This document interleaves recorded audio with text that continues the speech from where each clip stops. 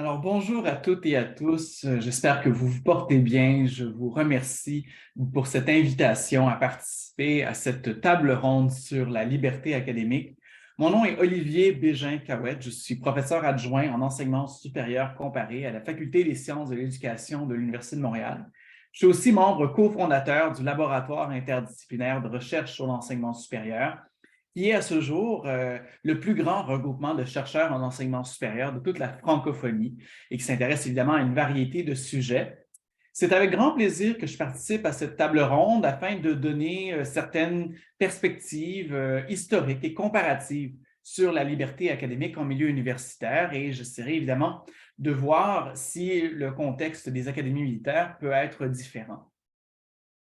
Le plan que je vous propose aujourd'hui, c'est d'abord de parler, de revenir avec l'histoire des universités. On va faire ça quand même assez rapidement, donc au Moyen Âge, puis le moment où la liberté académique a été formalisée en 19e siècle, passer par la suite, vous voyez, on fait des bonds dans l'histoire assez importants, et puis on se rend donc en 96-97 avec la reconnaissance internationale de la liberté académique par l'UNESCO. Puis après, je vais peut-être parler un peu de pourquoi cette liberté, elle est autant nécessaire pour les missions de l'enseignement supérieur, pour l'accomplissement des missions de l'enseignement supérieur. Mais après, montrer que ce n'est pas parce qu'elle est nécessaire qu'elle est protégée de la même façon dans tous les États. Donc, on va pouvoir voir que ça varie un peu selon les pays et peut-être aussi selon les provinces ou les établissements, selon le cas. Donc, au Moyen Âge, il y a des guildes, des corporations de métiers, on va parler vraiment des avocats, des médecins, qui souhaitent évidemment former les nouveaux professionnels qui joignent leur rang et ils veulent que ces formations-là se fassent à l'extérieur des écoles monacales ou épiscopales qui existaient, mais qui étaient sous le contrôle de l'Église. Et donc, l'université, du moins à Paris, se constitue d'abord comme une corporation de maîtres. Évidemment, ça crée des grands enjeux avec le pouvoir ecclésiastique, évidemment, mais aussi le pouvoir royal, impérial ou même les préfets de la commune. Et d'ailleurs, c'est à la suite d'un grand conflit entre la commune de Paris et l'université qu'en 1215, c'est le pape Innocent III qui formule une bulle papale qui garantit son autonomie à l'Université de Paris et à ses communautés étudiantes et professorales à l'intérieur de ces murs. En gros, vous pouvez faire un peu ce que vous voulez, en autant que ça reste à l'intérieur de vos murs et que ça ne sorte pas sur la place publique, évidemment. Et les universités, à cette époque-là, bon, les universitaires arrivent d'un peu partout. Il y a des Lombards, il y a des gens qui arrivent des Alpes, tout ça. Et donc, il y a des gens qui arrivent d'un peu partout, s'établissent, et les gens des communes ne comprennent pas exactement ce que font les universités. Et il y a même des conflits importants et les universités vont se doter de leur propre milice pour protéger leur communauté des fois des préfets ou des citoyens autour. Et donc, bon, les universités vivent un peu comme ça dans le Moyen Âge. Elles vont se développer avec un modèle à 4 facultés, médecine, droit, la faculté des arts qui va devenir faculté de philosophie, qui était finalement bon, une formation un peu générale, préparatoire aux facultés professionnelles, et la faculté de théologie qui va se rajouter à partir du 14e siècle et qui va finalement permettre au pouvoir ecclésiastique de revenir dans le giron de l'université. Les universités, pendant dans le haut Moyen Âge et dans la Renaissance, sont un peu en déclin par rapport aux grandes académies qui vont voir Copernic, Galilée, etc. Mais il arrive un événement important et c'est la modernité, dans la période moderne. Donc, et c'est à ce moment-là qu'on va voir la formalisation vraiment de la liberté académique. Donc, la Prusse perd en 1806 devant les armées de Napoléon à la bataille d'Iéna et la Prusse perd donc son université la plus importante, qui était l'université de Halle. Et là, bon, le roi Frédéric II voit bien que la France est si puissante sous Napoléon, en partie parce qu'elle a, au début, aboli ses universités, elle a construit des grandes écoles pour former des militaires, des fonctionnaires, des ingénieurs. Et évidemment, bon, Napoléon va recréer les universités pour en faire, en gros, la formation générale, la préparation des formations des enseignants. Et tout ça centralisé en l'Université de France avec des facs, hein, les facs de droit, les facs de sciences, les facs de lettres et tout ça. Mais avec une élite qui est concentrée dans les grandes écoles. Et le roi Frédéric II demande donc à Wilhelm von Humboldt de lui proposer un modèle d'une université qui permettrait l'élévation morale. Il faut comprendre qu'à l'époque, morale veut dire intellectuelle, donc l'élévation morale de la nation. Et il y a différents modèles qui circulent. Wilhelm von Humboldt étant à la base un fonctionnaire, il a été diplomate. Il écoute différents philosophes qui se prononcent. Et il propose finalement un modèle de l'université moderne dans son université de Berlin. Donc, une université moderne parce que c'est la première qui va unir la recherche et l'enseignement. Alors, dans les universités médiévales ne faisaient pas de recherche. La recherche a commencé à se faire dans des académies, après ça, dans des instituts gouvernementaux. En France, le CNRS et le CEA existent encore, les instituts Max Planck en Allemagne aussi, mais vraiment unir la recherche et l'enseignement. Donc, la recherche doit se faire dans des universités où on fait aussi de l'enseignement. Ça permet d'accélérer la croissance intellectuelle et morale de la nation, puisque dès qu'on fait une découverte, on peut l'enseigner tout de suite aux étudiants qui sont là. Il faut unir les différentes facultés et Wilhelm von Humboldt dit que finalement, le diplôme terminal, ce sera le PhD, Philosophie es Doctor ou docteur en philosophie, qui est finalement le diplôme multiple, peu importe dans quoi vous avez été formé, en chimie, en physique, bon, à l'époque, les sciences sociales, il y en a un peu moins, mais en lettres, le diplôme ultime, ce sera le PhD. Dans le fond, toutes les disciplines sont unies à l'intérieur de la philosophie. N'oubliez pas, on parlait quand même à l'époque de philosophie morale, philosophie naturelle, etc. Wilhelm von Humboldt dit qu'il faut que l'université soit autonome. Il doit trouver une façon qu'elle soit à la fois protégée des aléas du privé, de ce qu'il va appeler de la société, et des aléas ou des exigences de l'État ou du roi. Donc, comment faire pour qu'une université soit ni sous le joug de l'État, ni soumise à des intérêts privés? Ben, il va dire l'État va donner en financement de bloc, en financement en bloc funding, à l'université, et l'université va le gérer comme elle le pense. Donc, une fois que l'argent est envoyé, ben, il n'y a pas nécessairement de réédition de compte. Et il dit que la liberté académique, elle est nécessaire à l'enseignement et à la recherche. Évidemment, les chercheurs sont les spécialistes de leur domaine. Ce sont eux qui connaissent les connaissances les plus à jour. Ce sont eux qui savent dans quoi il faut faire de la recherche pour faire avancer le savoir. Donc, il faut qu'on leur laisse faire de la recherche dans ce qu'ils pensent, c'est le plus important.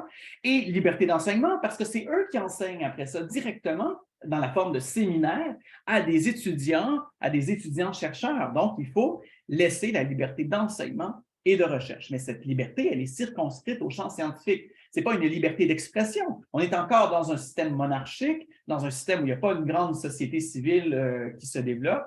On est vraiment dans un modèle où, à l'intérieur de ces murs, les communautés étudiantes et professorales peuvent faire de la recherche et enseigner les découvertes comme ils l'entendent, comme elles l'entendent, ces communautés.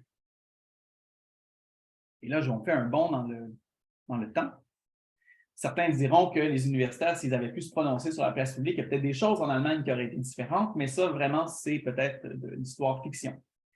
Toujours est-il que, bon, il y a plein d'enjeux qui émergent. Il y a différentes guerres, il y a la Première Guerre mondiale, la Deuxième Guerre mondiale, etc. Il y a la fondation de l'ONU, la fondation de l'UNESCO, de l'Organisation internationale du travail. Et en 1966, l'OIT, l'Organisation internationale du travail, et l'UNESCO font une recommandation concernant la condition du personnel enseignant, dans laquelle ils disent que le personnel enseignant, quel qu'en soit le niveau, doit être autonome. Les enseignants sont des professionnels à qui il faut garantir une autonomie professionnelle. Mais cette recommandation-là ne prend pas en compte le caractère spécifique de l'enseignement supérieur. C'est donc en 1997 que l'UNESCO va faire la recommandation concernant la condition du personnel enseignant de l'enseignement supérieur. Dans l'article 28, il va dire « Les enseignants de l'enseignement supérieur ont le droit d'enseigner à l'abri de toute ingérence dès lors, et c'est là l'affaire, c'est pas faire n'importe quoi, dès lors qu'ils respectent les principes professionnels reconnus, notamment ceux de la responsabilité professionnelle, de la rigueur intellectuelle à l'égard des normes, des méthodes d'enseignement. » Donc, en gros, on ne devrait pas imposer aux enseignants ce qu'ils doivent enseigner.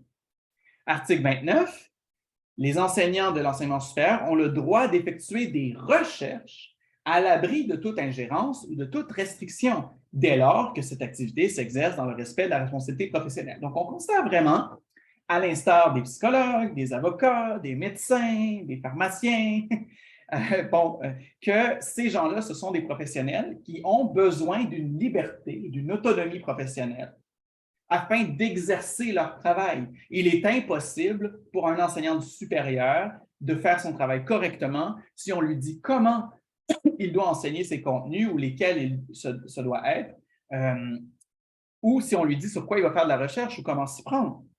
Évidemment, les programmes ne sont pas définis par le prof tout seul dans sa classe. Donc, il y a tout un enjeu de conception de programme et souvent, les programmes sont conçus par le personnel enseignant du supérieur lui-même en comité, que ce soit à l'intérieur de l'État ou que ce soit dans les établissements eux-mêmes. Et donc, tout ça, cette création de programme respecte des standards de rigueur, quelles sont les connaissances les plus à jour, quelles sont les manières d'enseigner les plus à jour. Hein. On doit, comme professionnel, se former en matière de pédagogie. On doit, comme professionnel, se tenir au courant des dernières connaissances et c'est celle-là qu'on doit transmettre à nos étudiants. Même manière, quand on fait de la recherche, on s'informe sur les nouvelles méthodologies, puis on s'informe sur les dernières découvertes. Donc, c'est ça que l'UNESCO recommande. Et pourquoi elle le recommande? Parce que c'est nécessaire à la mission d'enseignement. Les contenus doivent être dictés par l'état d'avancement des connaissances dans une discipline, telle qu'évaluée par les experts du domaine. Si on veut que nos ingénieurs soient les meilleurs au monde, ou si on veut que nos médecins soient les meilleurs, qu'ils soient capables de faire leur travail de la meilleure façon possible, il faut qu'ils soient formés par l'état d'avancement des connaissances là où on est rendu. On ne va pas enseigner selon ce qui se faisait il y a 30 ans. On va enseigner selon la vérité, entre guillemets, telle qu'actuellement comprise au moment où on l'enseigne, telle qu'évaluée par des experts du domaine. Donc, les experts, ce n'est pas des fonctionnaires. Les experts, ce n'est pas le roi. Les experts, ce n'est pas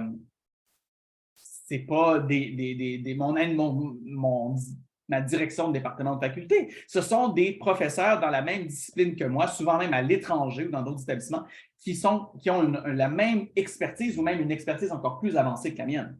Et les méthodes pédagogiques doivent découler du savoir professionnel de l'enseignant. On va parler, McFarland va parler du pedagogic self-governance. Donc, je me forme pour être le meilleur enseignant possible. Mais la liberté, elle est aussi nécessaire à la recherche. Il faut choisir les méthodes les plus appropriées, de tirer les conclusions, d'affirmer la valeur de ses contributions.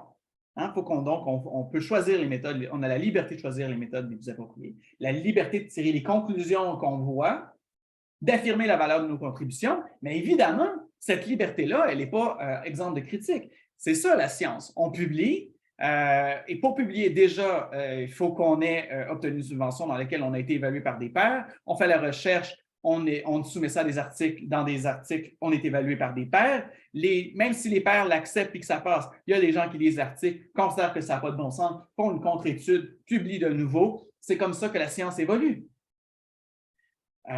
J'ai fait mon étude doctorale sur les pays scandinaves et j'avais distribué un questionnaire qui essaie de comprendre qu'est-ce qui permet à des chercheurs dans ces pays-là d'avoir une telle production de recherche universitaire. Et c'était 94 des professeurs de 4 universités à forte intensité de recherche dans 4 pays scandinaves, donc Finlande, Danemark, Norvège, Suède, qui disaient que le niveau actuel de liberté académique qu'on leur donnait avait une influence très positive sur leur production de recherche.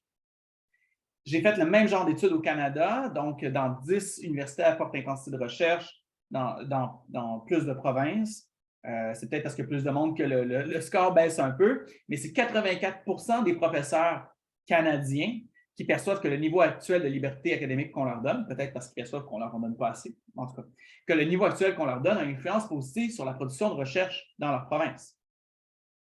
En outre, il y a des chercheurs scandinaves qui ont dit que selon une étude, en tout cas de 227 pays, pardonnez-moi pour la faute, entre 1960 et 2015, montre qu'il y a une relation positive et significative entre la liberté académique et la croissance économique des pays. Autrement dit, si on laisse les chercheurs faire les recherches les plus pertinentes et qu'on leur laisse enseigner sur les contenus les plus à jour, ça va évidemment développer l'ensemble du pays.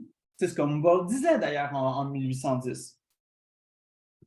Maintenant, la protection, pardonnez-moi, varie selon le pays, l'État à l'intérieur du pays et l'université. Donc, avec un de mes étudiants, Émile Salomon Zambo-Assembe, qui est candidat au doctorat à l'Université de Montréal, on a commencé à regarder ce qui se faisait dans différents pays.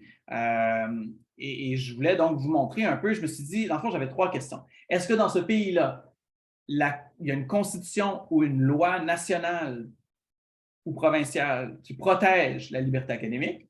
Est-ce que les établissements ont ensemble signé une déclaration commune afin de protéger la liberté académique?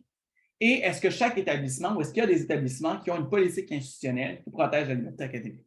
Alors, l'Allemagne est très intéressante parce qu'elle a une loi cadre sur l'enseignement supérieur qui dit à l'article 5 que l'art et les sciences, la recherche et l'enseignement sont libres.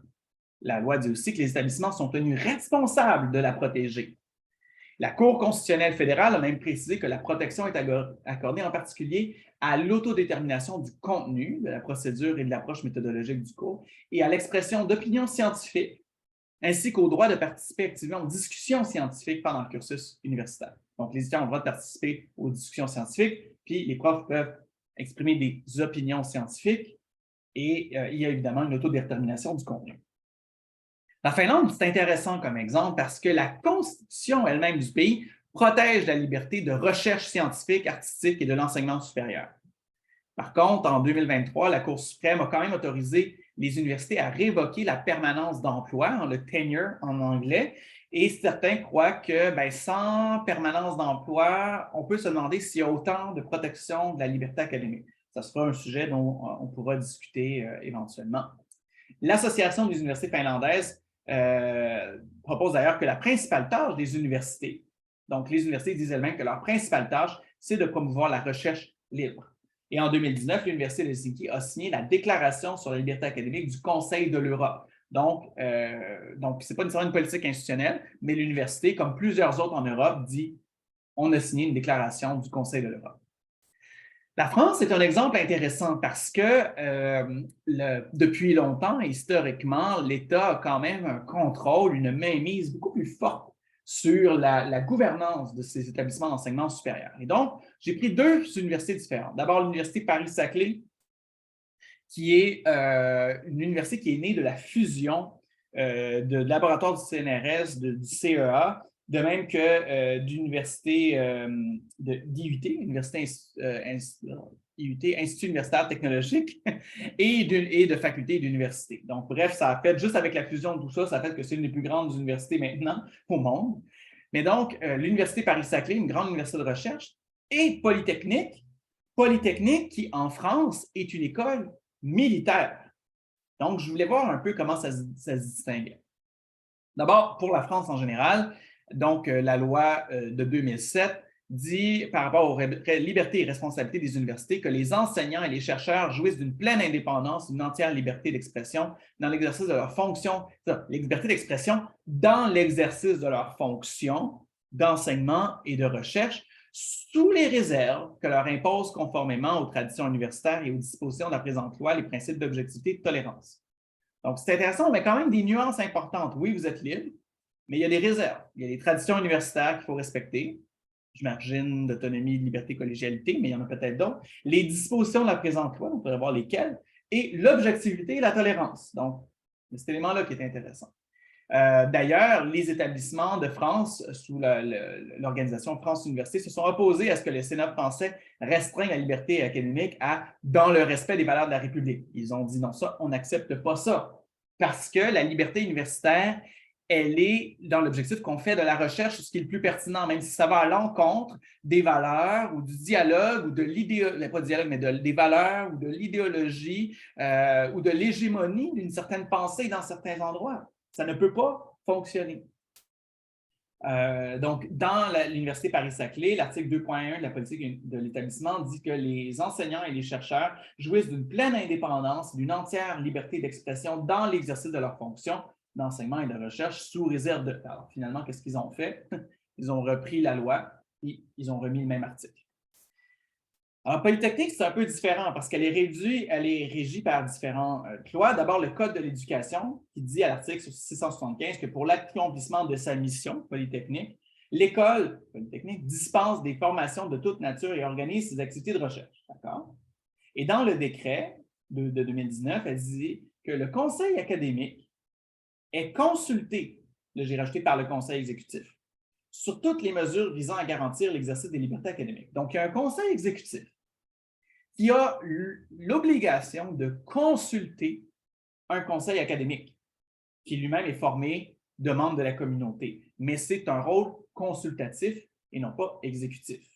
Donc, c'est un conseil exécutif formé notamment de gens de l'état-major aussi et de fonctionnaires et probablement aussi de gens de la communauté professorale et peut-être étudiante, mais qui n'ont pas l'obligation d'écouter le conseil académique, mais qui doivent le consulter. En 2022, entre l'État et l'école, il y a eu un contrat d'objectifs et de performance qui demandait à l'école de créer un centre de recherche.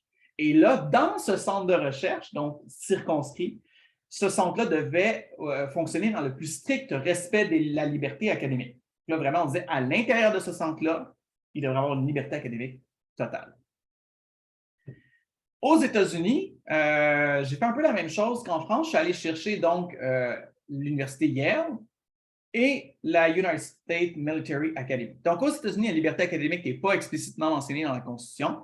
Cependant, la Cour suprême des États-Unis a déjà jugé que la liberté académique était implicitement protégée par le premier amendement de la Constitution qui garantit la liberté d'expression. Il faut faire attention parce qu'il y a une distinction quand même importante entre liberté d'expression et liberté académique.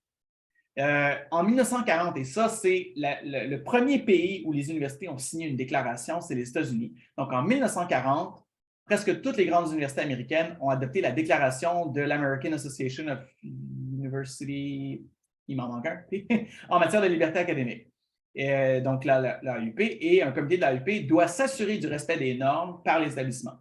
Donc, notamment, ce que la déclaration dit, c'est que l'évaluation par les pairs et la titularisation ou le tenure ou la permanence sont des moyens de protéger la liberté académique. L'idée, c'est que quand on embauche un prof et qu'il atteint sa permanence parce qu'il a réussi, parce qu'on voit qu'il est prolifique, qu'il publie bien, qu'il enseigne bien, etc., mais on ne peut plus lui enlever son travail, même s'il fait une recherche qui ira à l'encontre de notre idéologie ou de ce qu'on pense qui est bien.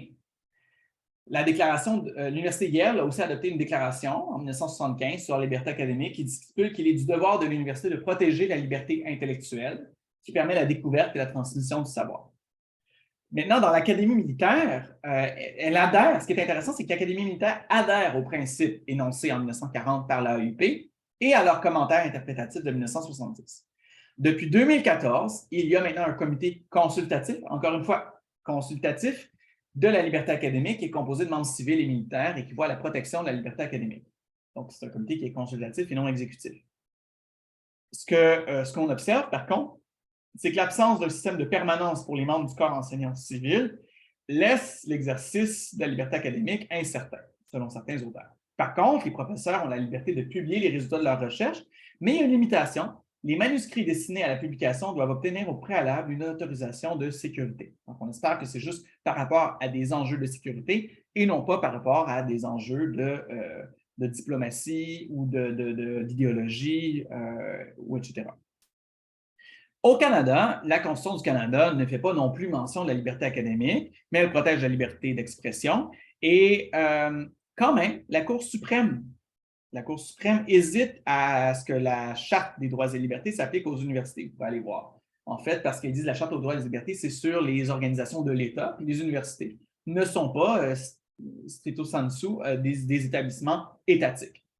En 2018, le gouvernement de l'Ontario a adopté une politique sur la liberté d'expression sur les campus universitaires, mais pour certains, cette politique sur la liberté d'expression pourrait nuire à la liberté académique. Parce qu'il y a un enjeu. Faire venir des groupes qui clament haut et fort certaines choses sur un campus, ce n'est pas nécessairement propice à une liberté professionnelle garantie aux professeurs et aux étudiants pour transmettre les savoirs les plus à jour ou faire les recherches avec les méthodes les plus pertinentes. Au Canada, depuis 2011, il y a la Déclaration de l'Association des universités et des collèges du Canada, qui est maintenant Université Canada, selon laquelle la liberté universitaire consiste dans la liberté d'enseigner et de s'adonner à la recherche au sein du milieu universitaire.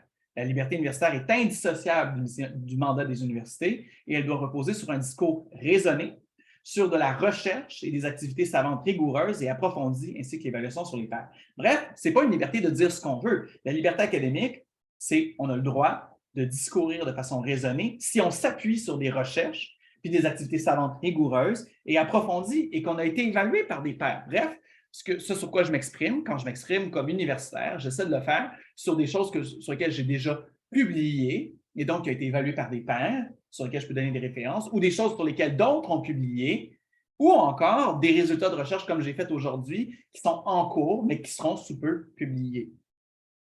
Et évidemment aussi sur les normes professionnelles applicables.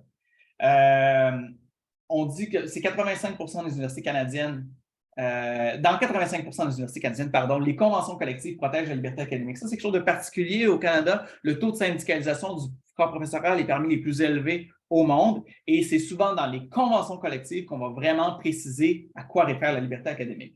En 2021, les politiques de l'Université d'Ottawa affirmaient le devoir de respecter la liberté académique, la liberté d'expression et l'engagement de ne pas empêcher l'expression sur des sujets controversés ou suscitant des objections. Le tout sous réserve des lois imposées, des limites imposées par les lois canadiennes et de l'Ontario.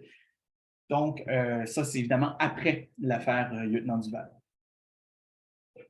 En conclusion, la liberté académique n'est pas synonyme de liberté d'expression, même si elle est liée.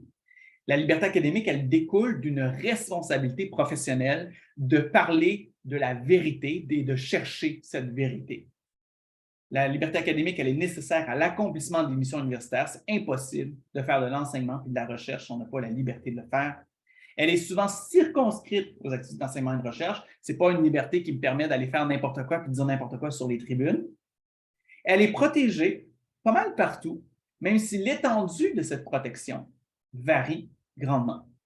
La protection peut notamment émaner de la Constitution d'un pays, d'une loi nationale ou provinciale, d'une déclaration commune et ou d'une politique institutionnelle. Alors, je vous remercie beaucoup pour votre attention et je vous souhaite de belles discussions dans le cadre de cette table ronde. Merci beaucoup.